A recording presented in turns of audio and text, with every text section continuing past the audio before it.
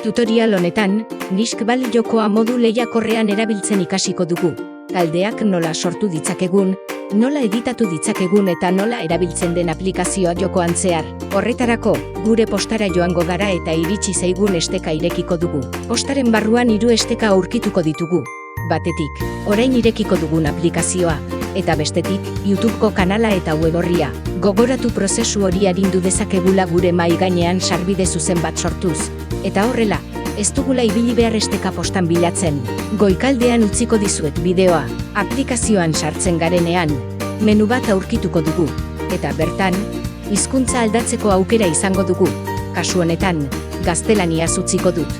Baina 4 hizkuntzetako edozein hauta dezakegu. Izenburuaren azpian 2 botoi izango ditugu. Bata lehiakorra eta bestea kooperatiboa. 2 botoi horiek, Niskballean dauden joko modalitate guztietara eramango gaituzte. Modu kooperatiboa hezkuntza esparrurako diseinatuta dago. Hau da, gorputz hezkuntzako saioetarako diseinatu da. Non jokalari bakoitzak lurralde bat edo gehiago izango dituen. Joko modu horretan, irabazleek lurraldeak konkistatzen dituzte esleitutako helburua edo misioa lortu arte. Eta jokalari bat lurralderik gabe geratzen bada, talde irabazleko kide izatera igaroko da. Horrela, ikasle guztiek jarduera fisikoa egiten jarraitzen dutela ziurtatuko dugu. Ikasle horiek kanporatuak izan edo ez. Modu lehiakorra aire zabaleko jarduera fisiko gisa diseinatuta dago, edozein adinetarako eta izaera askoz lehiakorragoarekin. Talde mistoak sortzen dira, eta talde bakoitzak lurralde bat edo batzuk izango ditu. Talde bat lurralderik gabe geratzen denean, talde galtzailea jokotik kanporatuko da. Jokoak aurrera jarraituko du talde bakar bat geratu arte edo talde batek esleitu zaion eginkizuna lortu arte. Bideo honetan lehia modalitateari erreparatuko diogu. Menuan sartzen garenean ikusten dugun lehenengo gauza da goiko menua eta beheko menua ditugula. Behekoa, jokoan zehar erabiliko duguna da, taldeak sortzeko, editatzeko eta abar. Goiko menua hainbat ekintza egiteko erabiliko dugu. Hala nola jokoak sortzeko, ezabatzeko, gordetzeko, kargatzeko edo hustutzeko. Goiko menuaren barruan, erdian, menu nagusia aurkituko dugu. Botoi horrek menu nagusira eramango gaitu, eta bertan, jokoaren hizkuntza edo modalitatea aldatu ahal izango dugu. Eguneratu botoiak mapa eguneratzen du. Egindako aldaketak eguneratzen ez badira.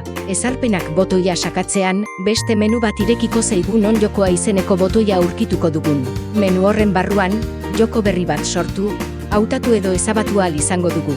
Bideoan ikus daitekeenez, botoietako batzuek izena aldatu dute, baina funtzionaltasun bera dute oraindik. Izan ere, aplikazioa eguneratu egin zen eta bideoan ez dira aldaketa horiek jasotzen. Une honetan ez dugu jokorik ordeta. Eta beraz, jokoa aukeratu botoia hutsik egongo da. Joko berri bat sortu ahal izateko, laukian klik egin eta izen bat idatziko dugu. Adibide gisa, prueba idatziko dut. Laukitik kanpo klikatzean jokoa sortuko da. Konbitzak modu lehiakorrean gaudela adierazten du. Modu kooperatiboan joko bat sortzen badugu, koop izango da hitza. Sortu berri dugun jokoa hautatuko dugu.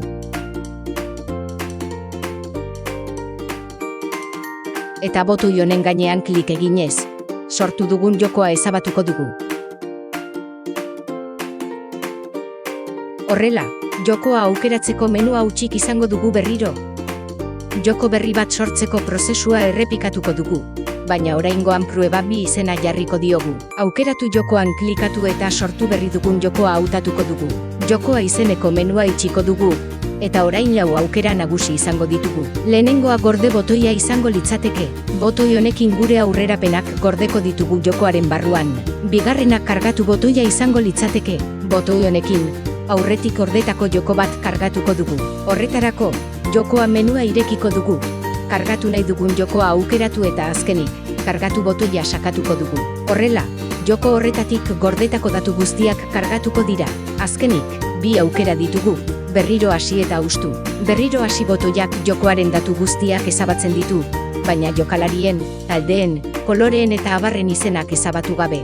Botoi hau interesgarria da modu kooperatiboan jokatzen dugunean. Gela bat daukagunean eta ikasturtean zeharrain bat aldiz jokatzeko asmoa dugunean, jokalariak beti berdinak baitira. Kasu horretan, ez zaigu interesatzen datu kolore izen eta abar guztiak ezabatzea. Hustu botoiak jokoa erabat hutsik uzten du. eta ordura arte gordetako datu guztiak ezabatzen ditu. Beheko menuan botoi hauek aurkituko ditugu. Taldeak botoian sartuz gero, talde bakoitzaren kolorea, eta jokalariak ikusiko ditugu. Oraingoan ez digu menua erakutsiko, jokoa hutsik baitago. Ezer baino lehen, taldeak sortu beharko ditugu. Taldearen osaketa botoiaren bidez, jokoan arituko diren taldeak sortu eta editatu ahal izango ditugu. Ezer baino lehen, taldeen izenak sortuko ditugu. Laukian klik egin eta izen bat gehituko dugu. Adibidez, Ketzal. Laukitik kanpo klik egin ondoren, Ketzal izena sortuko da. Taldea izeneko botoia klikatuz gero, hemen aurkituko dugu sortu berri dugun izena. Izenak banan-banan gehituz joan gaitezke, edo izen guztiak batera gehitu ditzakegu. Izen bat baino gehiago gehitzeko, izenak komekin bereiziko ditugu.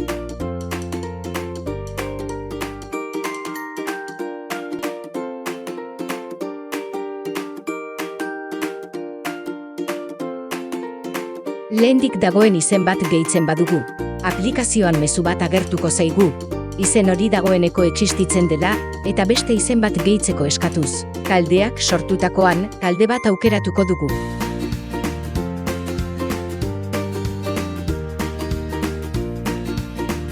Talde bakoitzaren helburua, jokalariak eta kolorea gehitzeko unea da. Helburua eskuz gehitu dezakegu. Helburu bakoitzari dagokion zenbakia txertatuz laukian. Horretarako, araudia izeneko dokumentuan taula bat aurkituko dugu. Helburuaren zenbakia, eta haren deskribapena jasotzen dituena.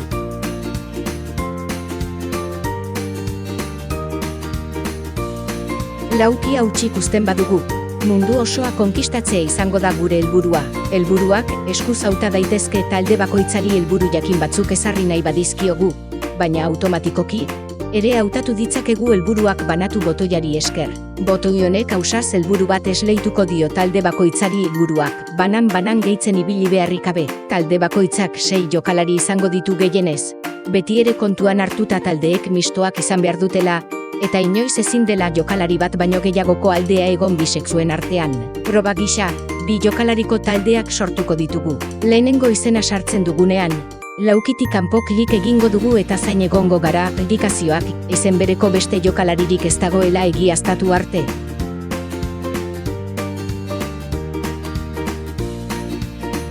Izen bereko beste jokalari bat sartzen badugu, aplikazioan mezu bat agertuko zaigu, izen hori dagoeneko existitzen dela eta beste izen bat gehitzeko eskatuz.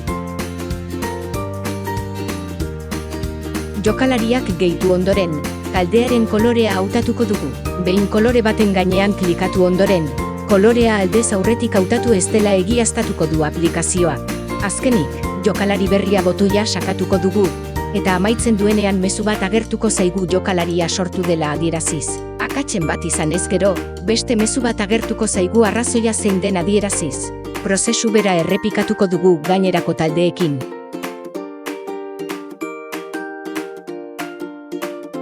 Aurretik hautatutako kolore bat aukeratuz gero, mezu bat azalduko da beste kolore bat hautatu behar dudala adieraziz.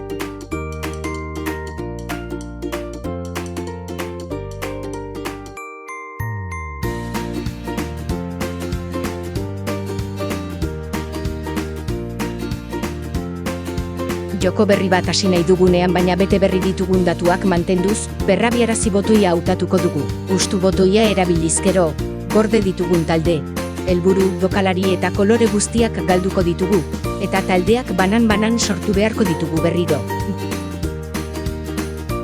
Berrabiarazi botoia erabiltzen badugu, taldeei, jokalariei eta kolorei buruzko datu guztiak mantenduko ditu, baina talde guztiei 0 helburua esleituko die. Hau da, guztiek helburu bera izango dute, mundu guztia konkistatzea. Jokoa berriz hasi ahal izateko, lurraldeak banatu botoiaren bitartez, lurraldeak banatu beharko ditugu jokalarien artean, eta helburuak ausaz banatzea nahi badugu.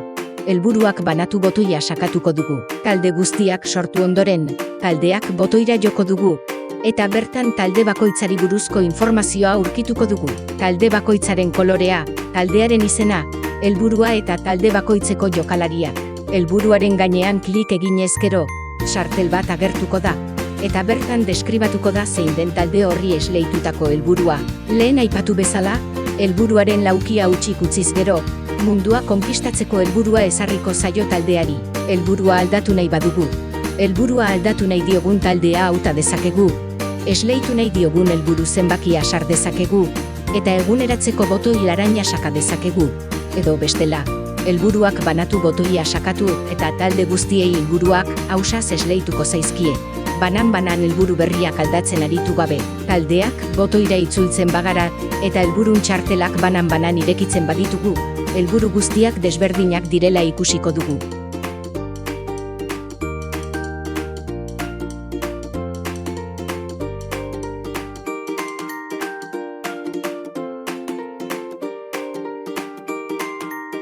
Helburuak eguneratzeaz gain, jokalarien izenak eguneratu ahal izango ditugu. Hautatu jokalariak aldatu nahi ditugun taldea eta ondoren, gehitu izen berriak.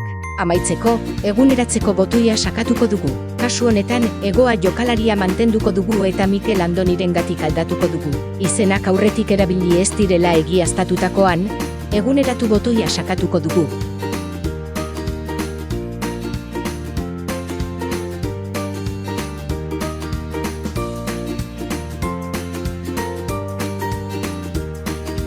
Eta taldeak atalean sartuz gero, izenak aldatu direla egiaztatuko dugu. Talde bateko jokalari bat kendu nahi badut, taldean egotea nahi ditudan jokalari guztiak gehitu beharko ditut. Eta gainerako laukiak utzi.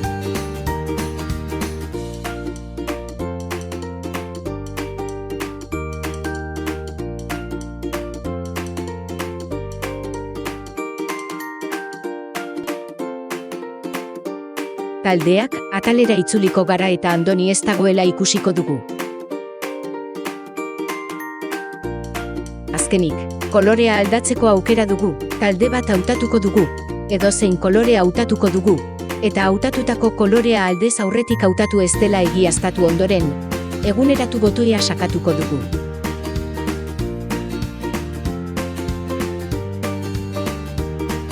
Taldeak botoia sakatuko dugu berriro, eta kolorea eguneratu dela ikusiko dugu. Taldeak sortu eta helburuak banatu ondoren, lurraldeak talde guztien artean banatzea besterik ez zaigu geratzen. Lurraldeak banatu botoia sakatuko dugu, eta aplikazioak lurraldeak ausaz banatu arte itxarongo dugu.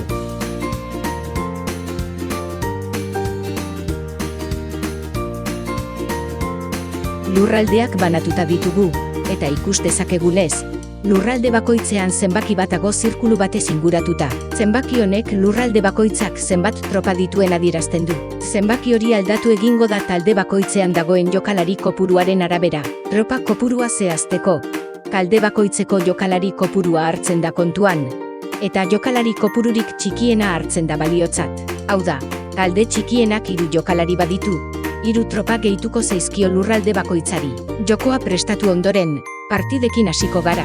Jokoa isa partidatan banatzen da, aurrez ezarritako iraupenarekin. Partiden iraupena esleitzeko, denbora botoia sakatu eta 2, 3, 5 edo 10 minutuko partidak aukeratu ahal izango ditugu, gure beharren eta partida jokatzen ari diren jokalarien kopuruaren arabera. Zenbat eta jokalari gehiago izan, orduan eta handiagoa izango da partida bakoitzerako ezarritako denbora. Kontagailua hastean hasiko da partida, eta kontagailua 0ra iritsi, eta alarma jotzen duenean amaituko da, edo talde batek gainerako taldeak kanporatzen dituenean.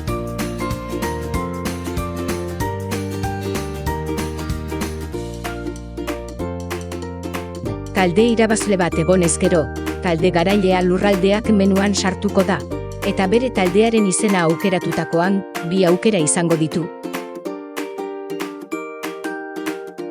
Bere lurraldeetako edozeinetara tropak gehitzea, edo bere lurraldeekin muga egiten duten etsaien lurraldei tropak kentzea. Adibidez, Quetzal taldeak arrosa kolorekoa denak, ezingo lizkioke Groenlandiari tropak kendu edo ezabatu. Lurraldea ez baita Quetzal taldearen lurralde baten mugakide. Irabazleak partida bakoitzean isa tropa izango ditu gehitzeko edo ezabatzeko. Tropen kopurua, aukeratzen dugun aukeraren araberakoa izango da. Aukera bat izango litzateke irabazleak tropen kopurua lortzea, partidan zehar bizirik iraunduten bere taldeko jokalari guztien arabera. 5 jokalariko taldea bada eta 4 jokalari bizirik atera badira, Aldeak 4 tropa izango ditu gehitu edo ezabatu ahal izateko. Beste aukera dadoa jaurti botoia erabiltzea izango litzateke. Kasu horretan, dado virtual bat aterako litzateke, eta horren emaitzak zehaztuko luke talde irabazleak zenbat tropa dituen.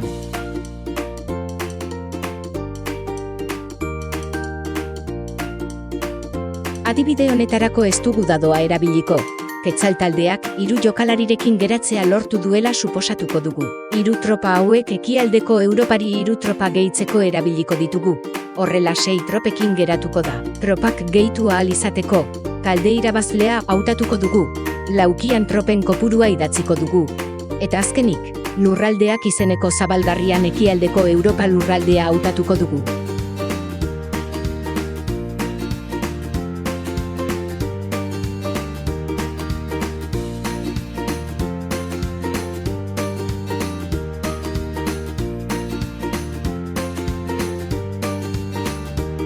Demagun 3 jokalariren ordez 6 direla bizirik iraundutenak.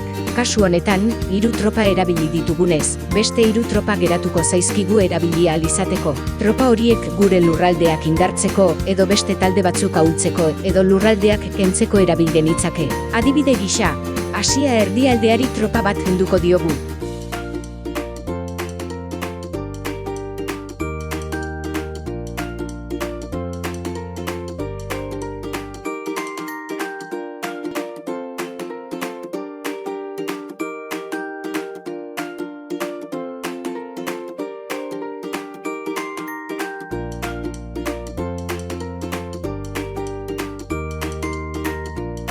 Dagoeneko 3 tropa erabili ditugu gure lurraldeak indartzeko, eta beste tropa bat talde arerio baten lurraldea ahultzeko. Beraz, geratzen zaizkidan 2 tropak ekialdeko Asia lurraldea ahultzeko erabil ditzaket.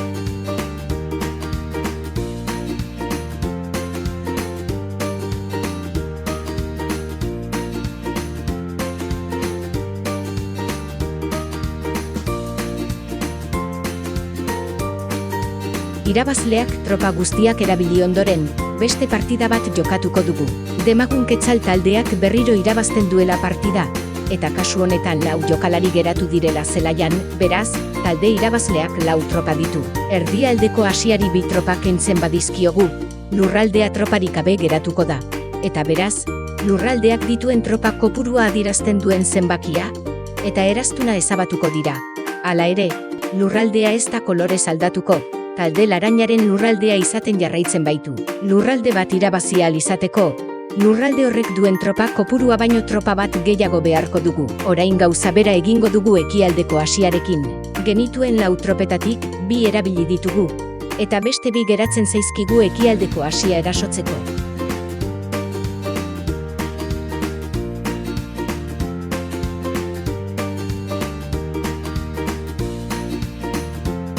Oraingoan, gure tropa kopurua erasoko dugun lurraldearen tropa kopurua baino handiagoa denez, lurraldeak talde irabazlearen kolorea hartuko du, dituen tropa kopurua adieraziz. Joko mekanika hori behin eta berriz errepikatuko da. Taldeetako batek egokitu zaion helburua lortu arte, talde batek bere helburua lortzen duenean, mezu bat agertuko zaigu jokoa irabazi duela adierazteko. Lehen esan bezala, dadoa jaurti botoiaren bidez jaurtitzeko aukera dugu, baina aukera hori modu lehiakorrean baino ez dago eskuragarri. Modu kooperatiboan ez dago troparik, soilik lurraldeak eta jokalariak ditugu zeinak galtzen edo irabazken joango garen kapitain batek egokitu zaion helburua lortu edo kapitain guztiak bere taldeko kide izan arte. Gure lurraldeetako baten mugakide ez den lurralde bati tropak kentzen saiatzen bagara, mezu bat agertuko zaigu lurralde hori ezin dugula eskuratu adieraziz. Adibide gisa, Groenlandia konkistatzen saiatuko gara 4 tropekin eraso eginez.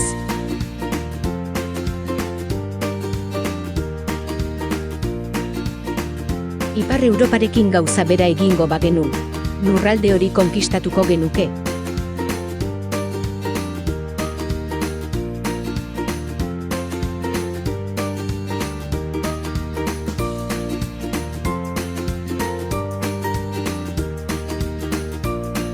Baina Groenlandiaren kasuan mezu hau agertuko zaigu.